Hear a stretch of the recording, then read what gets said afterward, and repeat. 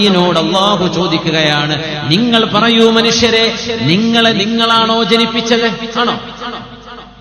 അങ്ങനെയാണെങ്കിൽ ഓരോ കുട്ടിയും ലോകത്ത് സുന്ദരനും സുന്ദരിയായിട്ട് വരൂലേ? അതിബുദ്ധിമാനിയായിട്ട് വരൂലേ?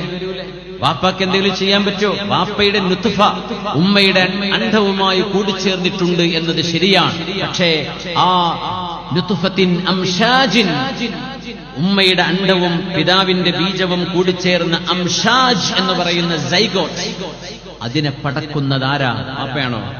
അല്ല. ഉമ്മയാണോ? അല്ല. ആണോ പെണ്ണോ എന്ന് തീരുമാനിക്കുന്നത് ആരാ? ഉമ്മയും വാപ്പയും അല്ല. അല്ലാഹു ചോദിക്കുക, നിങ്ങളാണോ?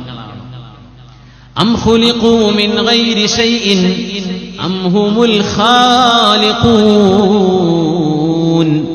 നിങ്ങൾ വെറുതെ ഉണ്ടായതാണോ, അതല്ല നിങ്ങളാണോ നിങ്ങളെ പടച്ചത്?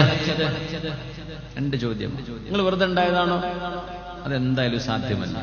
ഈ മൈക്കൊക്കെ ഇവിടെ വെറുതെ വന്നിരിക്കുകയാണെന്ന് ഞാൻ പറഞ്ഞ ഞങ്ങൾ വിശ്വസിക്കൂ? ഒരാളോട് വെച്ചതാണ്, ഇവിടെ പ്ലേസ് ചെയ്ത്, അവിടെ സെറ്റ് ചെയ്ത് വെച്ചതാ ഒരു കമ്പ്യൂട്ടർ.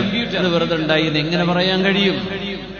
അപ്പൊ ഒരാൾ ഉണ്ടാക്കിയ ഒരു മാസ്റ്റർ മൈൻഡ്, ഒരു ബദീആയ മുസവ്വിറായ ഖാലിഖായ ബദീആയ അല്ലാഹു അതിന്റെ പിന്നിലുണ്ട്. അത് പഠിപ്പിക്കാനാ മുഹമ്മദ് റസൂലുള്ളാഹി തങ്ങൾ അൽ അഖ്ലു മിനൽ ഖാരിജ്, പുറത്ത് കിടക്കുന്ന ഒരു ബുദ്ധിയുമായി വഹയുമായി അഷ്റഫുൽ ഖൽഖിനെ, ലോകത്തെ പ്രവാചകന്മാരെ മുഴുവനും സ്വലവാതു റബ്ബി വസലാമുഹു അലൈഹിം അജ്മഈൻ, അവരെല്ലാം കടന്നു വന്നത് മനുഷ്യന്റെ ഉള്ളിൽ കിടക്കുന്ന വഹയിനെയും പുറമെ നിന്ന് കിട്ടുന്ന രണ്ട് വഹയുകളെ, രണ്ട് അഖ്ലുകളെ മനുഷ്യന് ബോധിപ്പിച്ചു തരാനാണ്.